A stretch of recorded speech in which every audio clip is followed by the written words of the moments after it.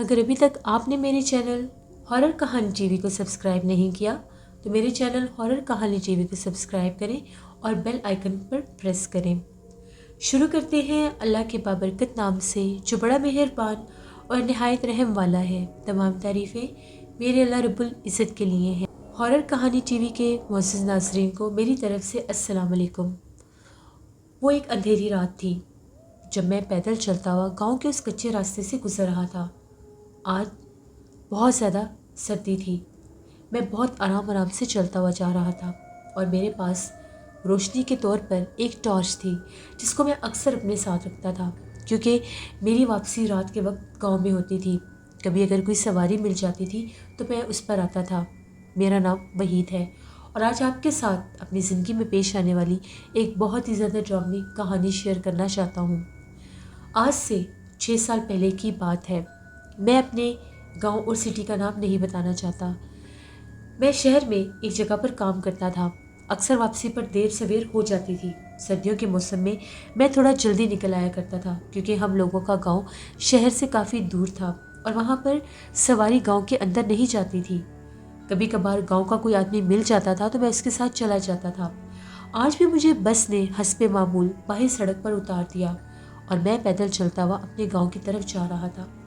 کافی زیادہ جھاڑیوں کا علاقہ تھا، جیسے گاؤں کے علاقے ہوتے ہیں، آبادی سے پہلے کھیت کھلیان جنگل کے حصے آتے ہی ہیں۔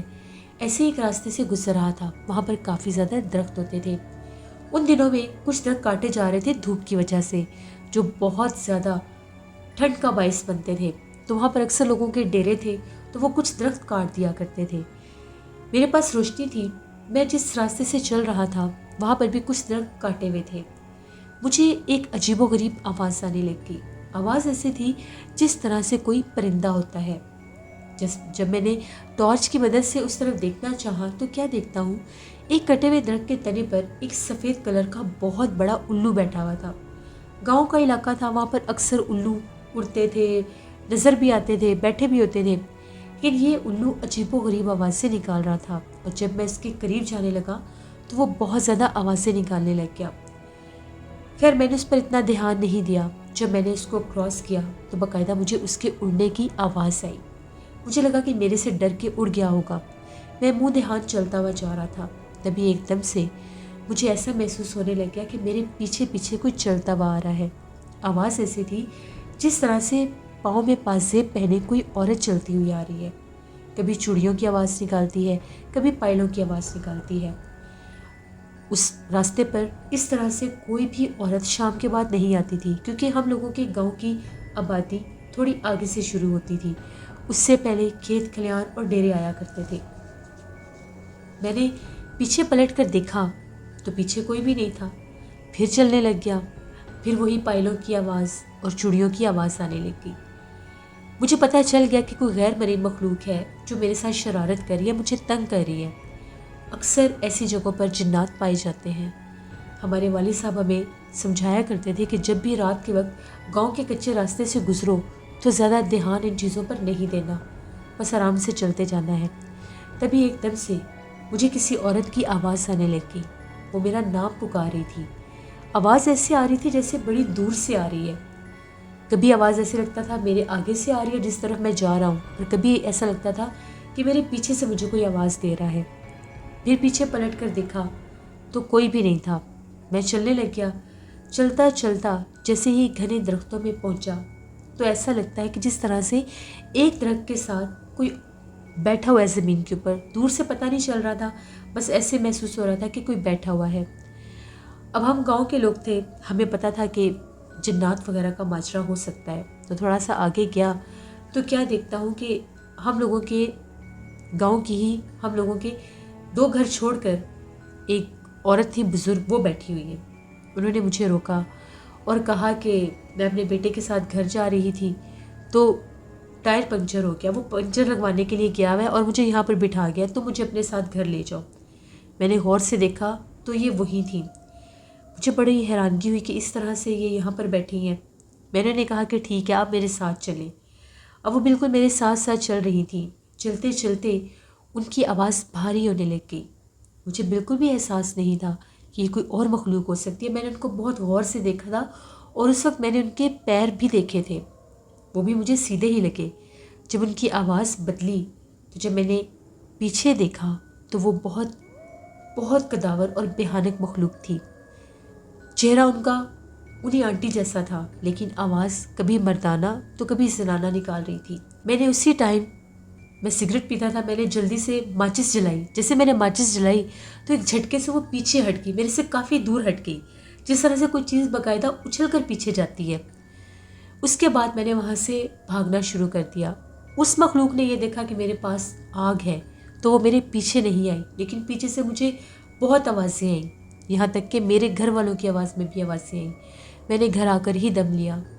7 دن مجھے بہت شدید بخار رہا، بہت حالت خراب رہی۔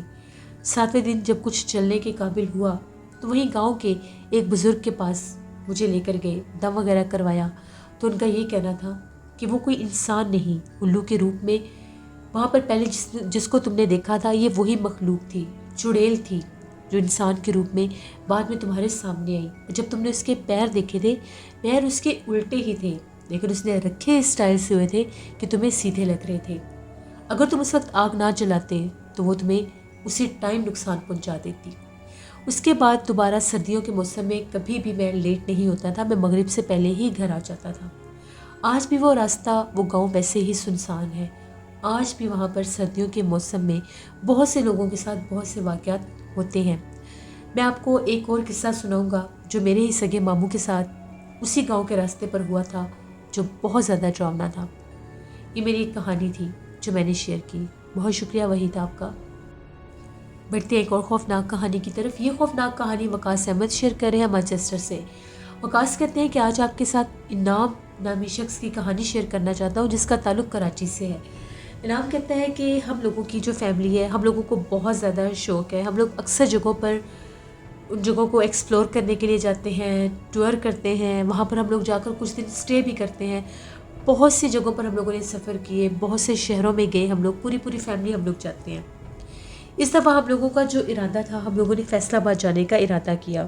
ہم پوری فیملی اپنی ہی گاڑی پر فیصل آباد پہنچے۔ وہاں پر ہم لوگوں نے فیصل آباد کا کلچر دیکھا، بہت سے ان کی فوڈ اسٹریٹس دیکھی، ان کے بازار دیکھے۔ وہ ایک صنعتی شہر ہے، اس کی ہم نے خوب سیر کی، اور ایک ہوٹل میں ہم لوگوں کا اسٹے تھا۔ وہاں کے لوگ بھی بہت اچھے تھے، انہوں نے ہمیں بہت سی فیمس جگہ بھی بتائیں۔ ایک ہفتہ گزارنے کے بعد جب ہم لوگ واپس آ رہے تھے، ہم لوگوں کا سفر بہت ہی اچھا جا رہا تھا۔ کرتے کرتے ہم لوگ ایک ایسے راستے سے گزرے تھے جو کچا راستہ تھا اور سنگل روڈ تھا، مانو کہ جیسے کسی ویرانے میں سے ہم لوگ گزر رہے تھے۔ وہاں پر کوئی آبادی ہمیں نظر نہیں آئی، وہاں پر کوئی ہمیں شہر نظر نہیں آیا۔ ایسے بہت سے راستے آتے ہیں جو صرف اور صرف روڈز ہی ہوتے ہیں، کوئی ہمیں اس روڈ کے اوپر ٹریفک بھی نظر نہیں آئی۔ رات کا ٹائم تھا، تقریباً آدھی رات ہو چکی تھی، تبھی ایک دم سے ہم لوگوں کو بہت سی روشنیاں دکھائی دینے لگیں۔ جیسے ہم لوگوں نے اپنی گاڑی سے ہی پیچھے جب دیکھا تو بہت سی گاڑیاں تھیں، بہت لمبی لائن تھی، جیسے 6-7 گاڑیاں ہیں، اور ان کے اوپر جو ان کے ہارن ہیں وہ ایسے ہیں جس طرح سے پولیس کی گاڑیوں کے ہوتے ہیں۔ ہم لوگ بڑے پریشان ہوئے کہ شاید آگے کوئی کچے کا علاقہ ہے، کوئی گاؤں ہے، کوئی آبادی ہے، تو اتنی تیزی میں شاید یہ پولیس چاہ رہی ہے۔ اتنے وہ لوگ وہ سائرن اور ہارن بجا رہے تھے کہ بس ہم ان کو جلدی سے راستہ دے دیں۔ جیسے ہی ہم لوگوں نے اپنی گاڑی، سنگل روڈ تھا، ہم لوگوں نے اپنی گاڑی ایک سائڈ پر کی تو وہ ہوا کے دوش پر تھے۔ 6 سے 7 وہ کالے رنگ کی گاڑیاں تھیں، دیکھنے میں پولیس کی ہی گاڑیاں لگ رہی تھیں۔ ڈرائیور بھی نظر آیا، ایک گارڈ بھی نظر آیا، اس کے علاوہ کوئی بندہ نظر نہیں آیا۔ وہ گاڑیاں جو تھیں جب ہمیں کراس کر کے نکلی تو ہم لوگ بھی اسی راستے پر ہم لوگوں نے جانا تھا، ہم لوگ نے بھی گاڑی تیز کر لی کہ کہیں یہاں پر کوئی خطرہ نہ ہو، جیسے ویران سنسان جگہ ہے، ایسا علاقہ ہے، روڈ ہے، کہیں کسی چور ڈاکو کی کوئی واردات نہ ہو۔ ہم نے بھی گاڑی تیز کر لی، اور ہم لوگوں کی کوشش یہ تھی کہ پولیس کی ان گاڑیوں کے ساتھ ساتھ ہی چلا جائے۔ بالکل سیدھا راستہ تھا، تیزی سے گاڑیاں جا رہی تھیں۔ کافی زیادہ آگے جانے کے بعد وہ سائرن بند ہو گئے، ہارن بجنا بند ہو گئے۔ ایسا لگا کہ جیسے وہ گاڑیاں جو سبھی ہیں وہ جیسے رک گئی ہیں ایک جگہ پر۔ کافی بڑی وہ جگہ لگ رہی تھی، جیسے کوئی میدان سا ہے۔ جب ہم لوگوں کی گاڑی وہاں پاس پہنچی تو جو منظر ہم نے دیکھا وہ بہت زیادہ بھیانک تھا۔ وہ ایک بہت بڑا قبرستان تھا جو بہت پہلے سے ہی شروع ہو گیا. اس کی تھوڑی سی آگے سے 4 دیواری بھی بنی ہوئی تھی اور اس کے آگے ایک چھوٹا سا دروازہ لگا تھا، بالکل سنگل سا دروازہ. اس کے آگے جیسے وہ ساری گاڑیاں کھڑی ہوئی تھیں، دور سے ہمیں وہ باقاعدہ نظر بھی آ رہی تھیں.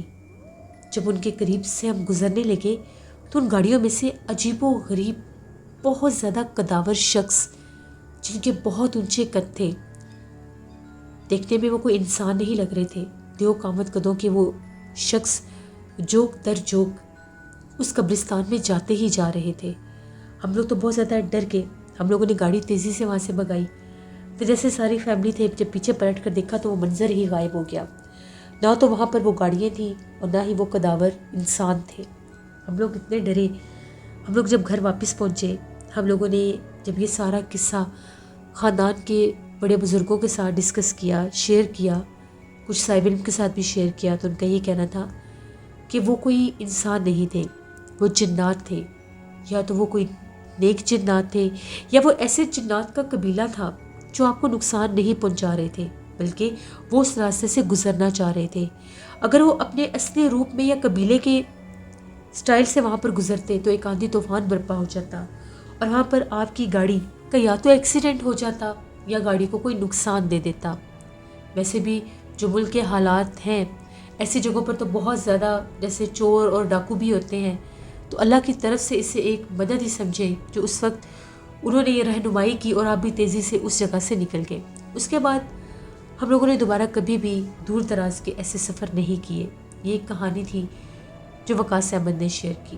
یہ تھی آج کی خوفناک کہانیاں. اپنا فیڈ بیک مجھے ضرور دیں، آپ لوگوں کو کیسی لگی.